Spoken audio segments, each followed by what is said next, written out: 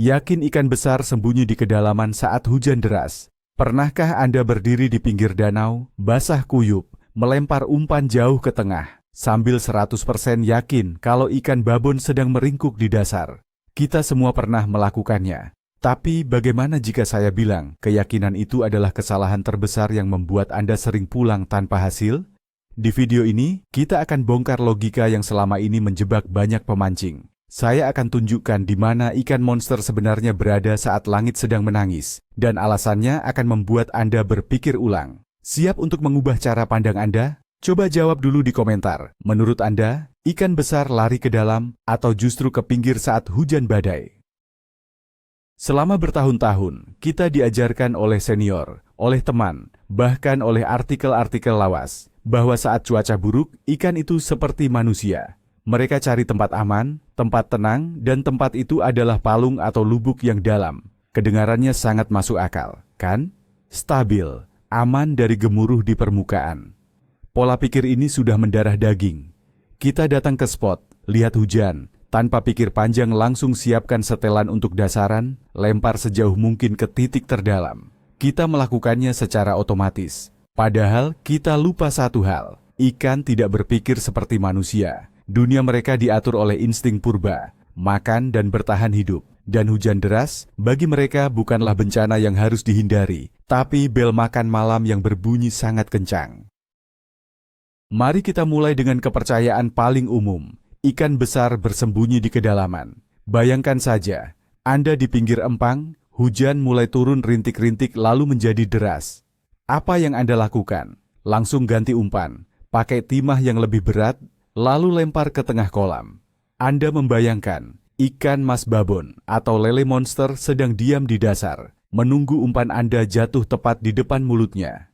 Ini adalah pemandangan yang sangat umum kita lihat di mana-mana. Hampir semua pemancing melakukan hal yang sama persis. Keyakinan ini begitu kuat sehingga jarang sekali ada yang mempertanyakannya. Padahal, di balik keyakinan ini, ada kekeliruan mendasar tentang perilaku ikan.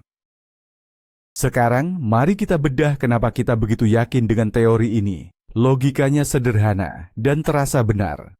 Permukaan air berisik karena jatuhan hujan. Arusnya mungkin sedikit berubah, jadi tempat paling tenang dan stabil pastilah di dasar. Kita menganggap ikan mencari kenyamanan. Sama seperti kita yang mencari tempat berteduh saat hujan. Ini adalah antropomorfisme, yaitu saat kita memberikan sifat-sifat manusia kepada hewan. Kita berpikir ikan merasa terganggu oleh hujan, padahal seluruh hidup mereka ada di dalam air. Basah bukan masalah bagi mereka. Kebisingan di permukaan juga bukan sesuatu yang menakutkan, malah bisa jadi sebuah sinyal. Nah, ini retakan pertama dalam teori lama itu, oksigen. Air hujan yang jatuh dan menghantam permukaan air itu seperti aerator alami raksasa. Proses ini memasukkan banyak sekali oksigen baru ke lapisan atas air. Di sisi lain, dasar perairan yang dalam, apalagi yang banyak sedimen organiknya, seringkali memiliki kadar oksigen yang lebih rendah. Jadi saat hujan, permukaan dan area pinggiran justru menjadi lebih segar bagi ikan. Ikan, terutama predator aktif, butuh banyak oksigen untuk berburu. Mereka tidak akan tinggal diam di zona rendah oksigen jika ada zona kaya oksigen di dekatnya. Saya ingat satu kejadian. Suatu sore hujan badai datang tiba-tiba. Semua pemancing di sebelah saya langsung melempar umpannya ke tengah danau. Saya iseng, hanya melempar umpan cacing ke jarak 5 meter dari tepi, di dekat rumput yang tergenang air. Tidak sampai 10 menit, joran saya melengkung tajam. Seekor gabus babon menyambar dengan ganas. Teman saya heran, kok bisa dapat di pinggir? Saat itu saya mulai sadar, ada sesuatu yang salah dengan ilmu yang selama ini kita anut. Ikan-ikan itu tidak lari dari hujan. Mereka justru menyambutnya di area yang tidak kita duga sama sekali. Faktor kedua, dan ini yang paling penting, adalah makanan.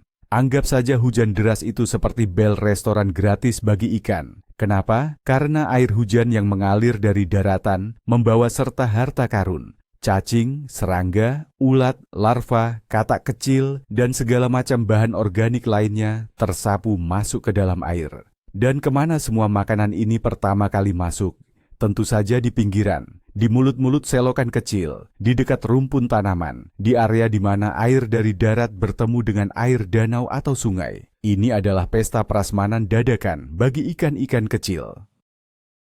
Sekarang, coba kita berpikir seperti ikan predator besar, seperti ikan gabus, toman, atau bahkan lele monster. Jika Anda adalah pemangsa dan Anda tahu ada pesta besar-besaran ikan-ikan kecil di pinggiran, apa yang akan Anda lakukan? Apakah Anda akan tetap diam di apartemen Anda yang nyaman di dasar perairan? Tentu saja tidak. Anda akan segera bergerak ke sumber keramaian itu. Anda akan ikut berpesta. Ikan-ikan besar ini mengikuti sumber makanannya.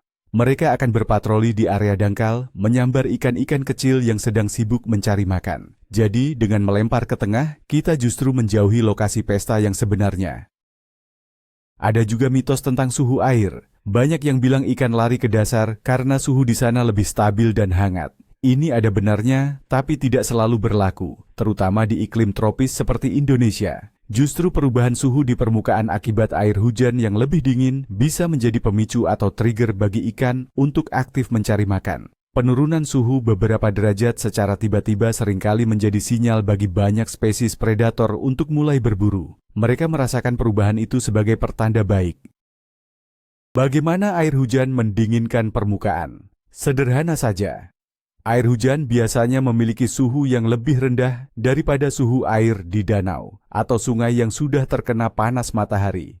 Ketika jutaan tetes hujan ini turun, mereka secara efektif mendinginkan lapisan atas air. Bagi ikan, perubahan ini sangat terasa. Anggap saja seperti AC alami. Kondisi yang tadinya mungkin terlalu hangat dan membuat mereka malas, tiba-tiba menjadi sejuk dan nyaman untuk bergerak dan berburu. Mereka menjadi lebih aktif, metabolisme mereka meningkat, dan rasa lapar pun muncul. Anda bisa melihat buktinya dengan mata telanjang jika jeli. Saat hujan mulai turun, coba perhatikan area pinggiran, terutama di dekat aliran air masuk. Anda akan sering melihat aktivitas ikan-ikan kecil yang panik.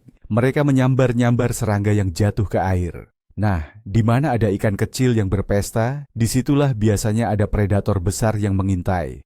Jika Anda melihat tanda-tanda kehidupan seperti ini di pinggir, lupakan dulu titik terdalam. Fokuskan lemparan Anda di sekitar area aktivitas tersebut. Itu adalah petunjuk yang sangat berharga.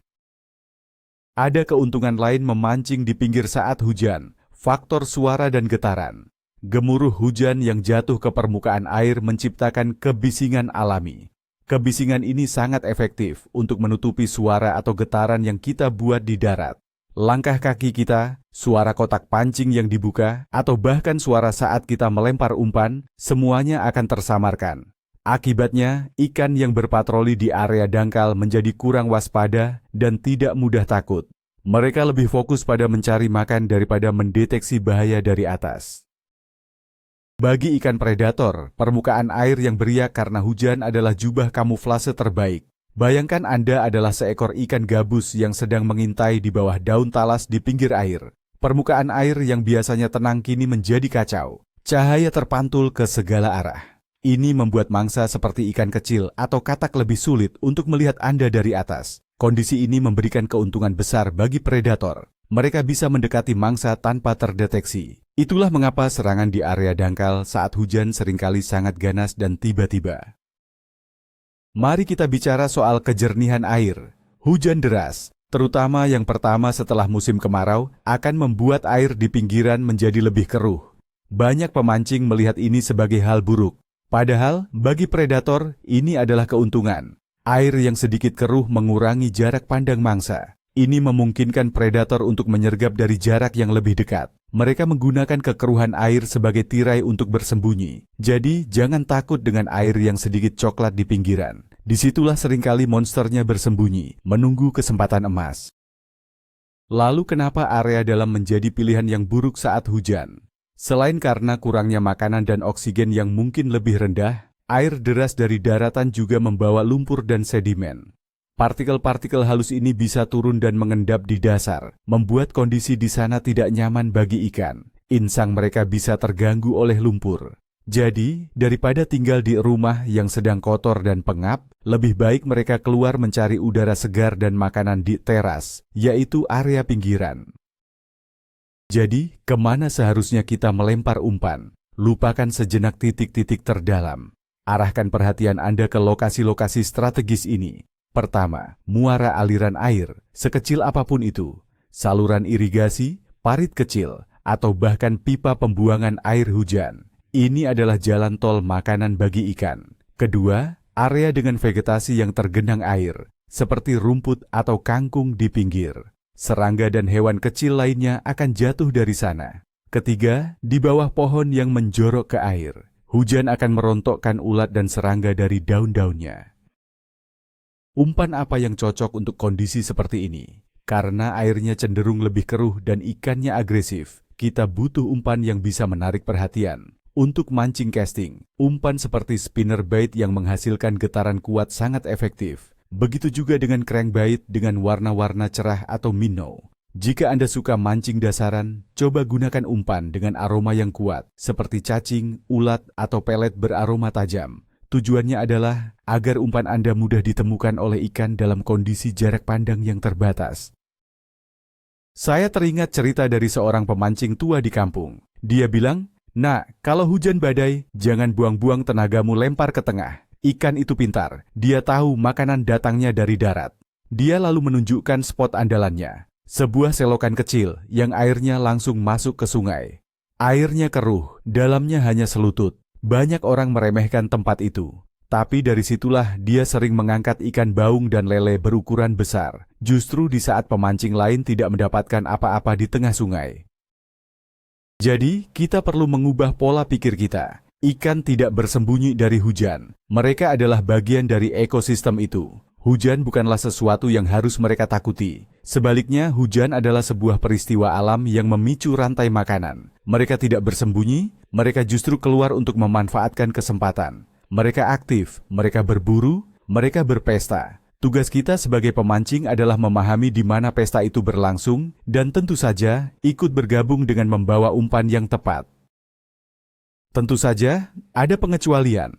Apakah ada kondisi saat ikan benar-benar pergi ke dalam? Ada. Misalnya saat ada badai petir yang hebat. Getaran listrik dari petir yang menyambar di dekat air bisa berbahaya bagi ikan. Dalam kondisi ekstrim seperti ini, mereka mungkin memang mencari tempat yang lebih dalam dan aman. Atau jika terjadi penurunan suhu yang sangat drastis dan tiba-tiba, bukan sekadar sejuk.